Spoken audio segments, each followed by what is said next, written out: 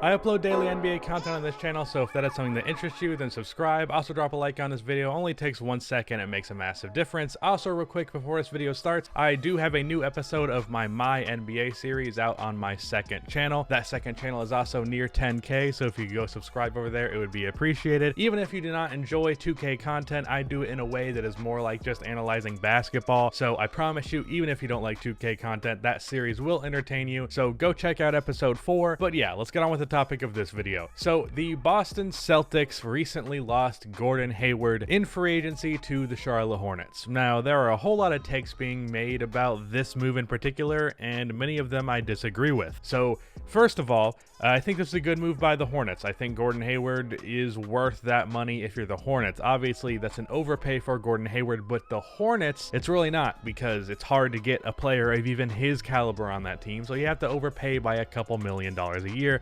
It's really not the end of the world. Then when you're looking at it for the Boston Celtics, Gordon Hayward kind of was just a poor fit there at that point. He was just kind of relegated to being the fourth guy, and that's not really what he wanted. That's not really what the city needed.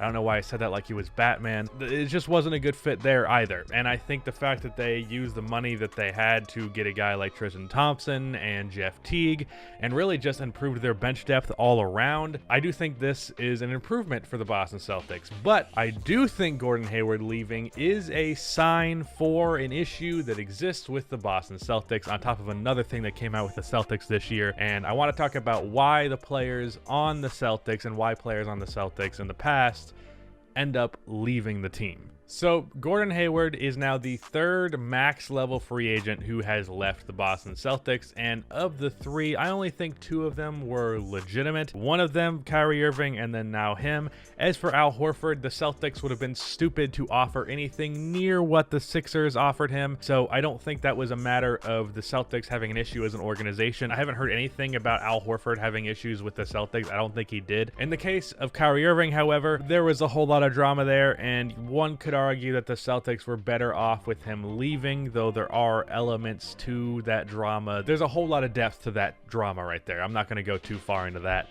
But as for Gordon Hayward, why he left, well, I saw a lot of people puzzled, like why Gordon Hayward was so unhappy in Boston. But the thing is, Gordon Hayward did not sign up for what the Celtics were the last 2 years, like whatsoever.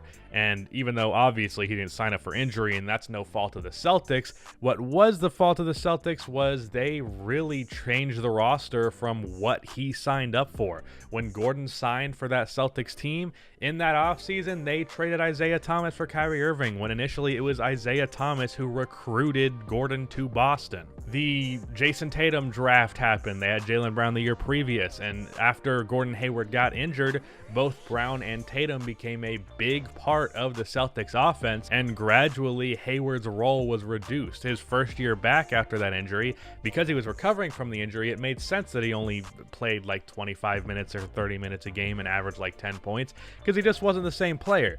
But coming back second year, he's pretty close to what he was the year that he made an all-star team and then signed with the Celtics. So he's, for all intents and purposes, pretty much back. Not quite as good, but still pretty close. But then now he's the fourth option in the Celtics offense. Now it's not even Kyrie Irving. Now it's Kemba Walker at the point guard spot. Now Al Horford's not even there. The guy that he signed up to play with as well is gone. So the situation in 2017 when he signed versus where they are now, it's just a completely different roster. And next thing I want to talk about is these Kemba Walker rumors. Now, it could just be rumors, this could be nothing, but even though it didn't seem like it would be the case, of all the teams that would be rumored to trade a guy who didn't seem to have any reason to trade him, it would be the Boston Celtics. Kemba Walker did struggle in the playoffs this year, however, he just signed a max contract with this team, and he was very clearly a better culture fit than Kyrie Irving was in Boston. And yet, they were trying to shop him in this offseason, at least allegedly. We don't know 100%, but there were a lot of reports suggesting that was the case. And the thing about that is, wow, you just signed this guy. You just signed him to be a fit on your team, and he has a little bit bad of an offseason, and suddenly you're trying to see what you can get for him. And that's not a good look as a franchise. It shows that you are actively treating everything to the fullest degree like a business. Now, I know people are going to say this, and it is the case. The NBA is a business. However, there can be loyalty and just good business practices in business. And in the case of the Celtics, they have consistently just stabbed players in the back, or at the very least, completely changed the situation around them to where what they signed up for is not what they're dealing with. That's why Gordon Hayward ended up leaving, and it's why you see things like Kemba Walker being rumored to be traded. In the case of guys like Jason Tatum and Jaylen Brown, I have to wonder how they feel in this scenario. At least Jason Tatum, I think, is relatively safe because that guy is very good, but Jaylen Brown, I could definitely see being in trade packages. I've already seen him be rumored in trades before. Typically, you wouldn't expect someone of Jaylen Brown's caliber at his age to be up for trades and offers unless there was just somebody ridiculous on the table. But yet you see that stuff happening all the time, and it's because Danny Ainge is a little bit overly aggressive. He has not been overly aggressive at every turn. There's been times where he has played it conservatively, like he did not trade Jason Tatum for Anthony Davis. That was the right move. I don't know why people act like it isn't the right move. Anthony Davis on the Celtics was not winning a championship, and Jason Tatum is already not that far behind Anthony Davis, and they would have had to give up him, probably Jaylen Brown, at the least Marcus Smart, maybe instead of Jaylen Brown, and then a couple of first-round picks. So it was smart not to trade for Anthony Davis, and I think it was smart to trade Isaiah Thomas for Kyrie Irving, even though the Kyrie Irving thing kind of blew up in their face. Like, everybody knew, even though it wasn't a great look, that it was the right move. Like, clearly moving from Isaiah Thomas to Kyrie Irving was an upgrade, even if Isaiah Thomas wasn't hurt, but then he also was hurt. But from an organization standpoint and from a player's perspective looking at an organization, you just had this guy lead your team to the first seed in the East when the team previously had zero expectations, and now he gets a severe injury, and your first instinct is to immediately trade him. And hey, it might be the right business move, but not everyone thinks like that. And in the case of NBA players, they're going to look at that and they're going to be sus of the Boston Celtics, because look at what happened with Anthony Davis. Anthony Davis's dad outright said that he did not want Anthony Davis traded to Boston because he and AD thought it was wrong what they did to Isaiah Thomas. And if it was right or wrong, probably a little bit wrong, but probably the right move as well.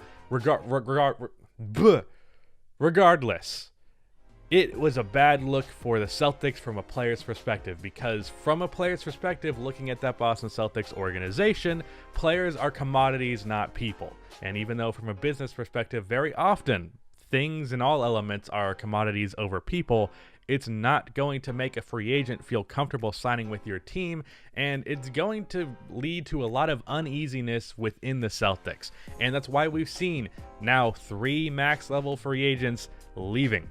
Al Horford probably should not have been a max level free agent, and yet he got that money. But I do think realistically they could have brought him back on like a 2-year for similar money per year. I think Al Horford probably still takes that Sixers contract. That was more the Sixers than the Celtics. But Kyrie Irving, regardless of who's to blame there, it is a problem that there is that much back and forth. And if Kyrie Irving doesn't really have these issues on the Brooklyn Nets, then it's going to be a little sus on the Celtics. And all I'm saying really here with the Celtics organization is Danny Ainge and everyone just making all the moves in the front office, because it's not always just one man. They need to be treating players a little bit more like people than they are treating them like commodities. That's not saying you don't make the right move when it's there, but very often it can be the case where you're trying to ship Kemba Walker because you're constantly looking for more assets.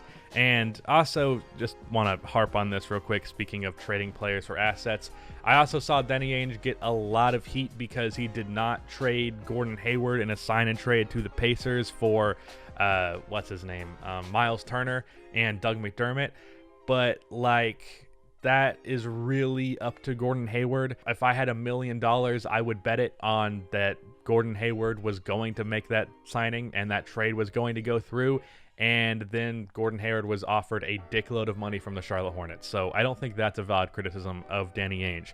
But the Boston Celtics have operated as an organization so much like a business that players feel like they are getting stabbed in the back, and players as the high of caliber as Anthony Davis don't like the way they treat their players and don't want to be traded to that team because of that.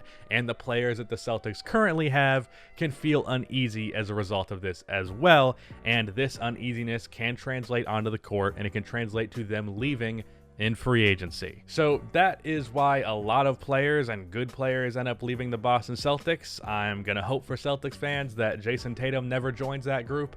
I don't think he will, because Jason Tatum's probably one of the most safe players in the league.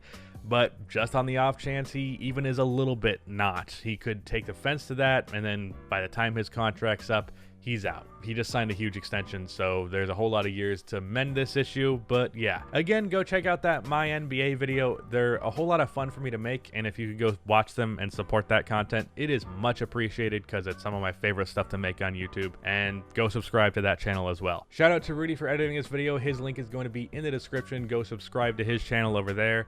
That is the end of this video. Please be sure to like and subscribe for more NBA content like this, and cue the outro music.